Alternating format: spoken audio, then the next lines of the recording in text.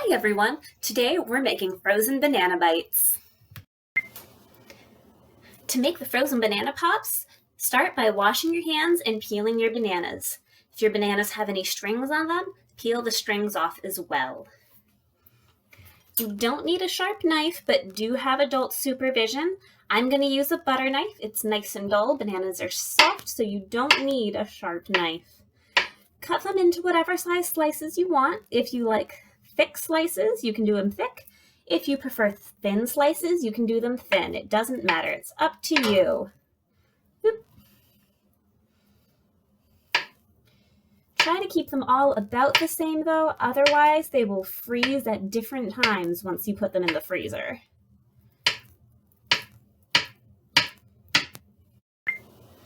Once you've chopped all your bananas, lay them on a cookie sheet lined with a piece of wax paper and put them in the freezer for 45 to 60 minutes.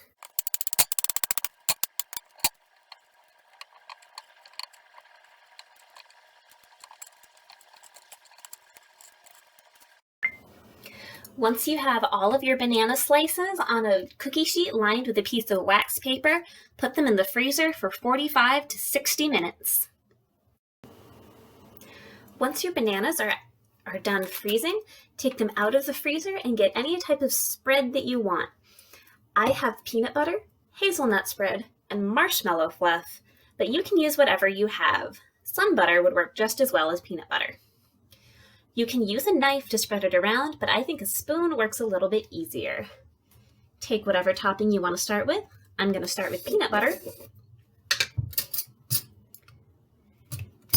Take a spoonful, it can be a lot or a little, a piece of banana, spread it on, then take a second piece of banana and squish it together on top like a little frozen sandwich.